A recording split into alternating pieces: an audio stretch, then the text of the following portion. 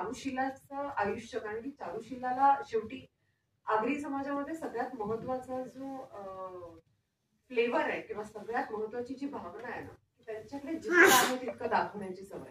आणि त्याचं सगळ्यात मोठं मीडियम आहे म्हणजे सोनं. ते जितकं सोनं त्यांना दाखवणार तितका तुमचा रुतबा जास्त.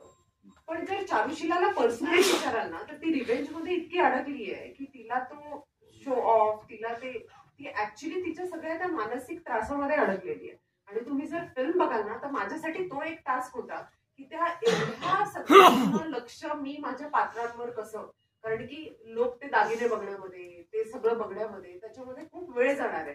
ते सगळं त्याच्या सगळ्यावर इतक्या त्या लाऊड गोष्टींमधनं कॉन्सन्ट्रेशन खेचून ते मी माझ्या आतपर्यंत आणायचं. तर ते कसं आणायचं हा डेफिनेटली माझ्यासाठी एक टास्क होता. कारण की जोरम मध्ये पण तुम्ही बघाल की त्याचा लुक, त्याचा तो अपिअरन्स, ते शांत असणं, तिच्या